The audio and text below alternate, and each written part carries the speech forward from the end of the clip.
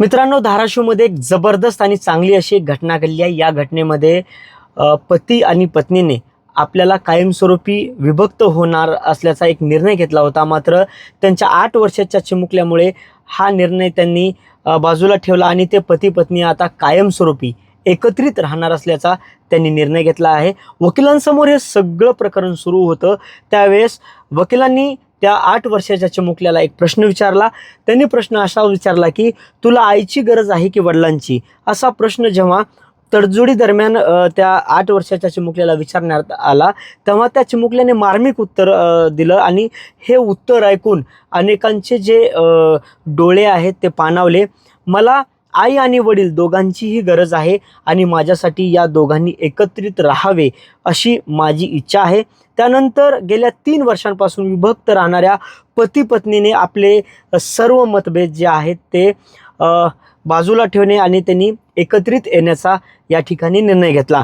संबंधित पती पत्नीचा विवाह 2015 मध्ये झाला होता, परंतु गेल्या 3 वर्षांपासून ते कौटुंबिक वादामुळे विभक्त राहत होते, वेगळे राहत होते। हे प्रकरण धाराशिव येथील कौटुंबिक न्यायालयात प्रलंबित होते।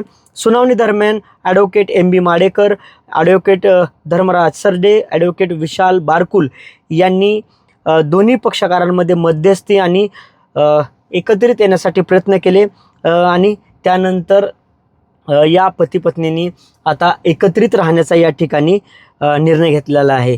तडजोडी दरम्यान ॲडव्होकेट MB माडेकर यांनी मुलाला विश्वासात घेऊन त्याची इच्छा विचारली, तेव्हा त्याने दिलेल्या संवेदनशील उत्तराने कायदेशीर वादापेक्षा मुलाचे प्रेम आणि भविष्य हे किती श्रेष्ठ आहे याची जाणीव पालकांना झाली।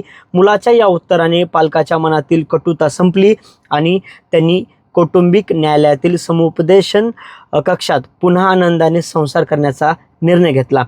महाराष्ट्र फॅमिली कोर्ट रूल्स 1987च्या कलम 31 अन्वये तयार करण्यात आलेल्या तडजोड पत्रावर आज दोन्ही पक्षकारांनी स्वाक्षऱ्या केल्या, सह्या केल्या।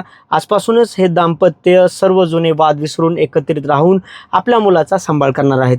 वकिलांनी केलेल्या या सामाजिक बांधिलकीच्या प्रयत्नांना यश आले असून एक विखुरलेल्या कुटुंबाला पुन्हा एकत्रित करण्यासाठी या वकिलांनी देखील तितकाच मोलाचा आपला वाटा दिलेला आहे। त्यामुळे कुठेतरी या वकिलांचं देखील आपण कौतुक केलं पाहिजे, त्या मुलाचं देखील आपण कौतुक केलं पाहिजे आणि त्या आई वडिलांचं म्हणजे त्या पती पत्नीचं देखील आपण त्याच पद्धतीनं कौतुक केलं पाहिजे। हा व्हिडिओ तुम्हाला नेमका कसा वाटला? आपली कमेंट देखील तितकीच महत्त्वाची आहे। आपण या व्हिडिओ खाली कमेंट करून यावर आपलं मत मांडू शकता। धन्यवाद।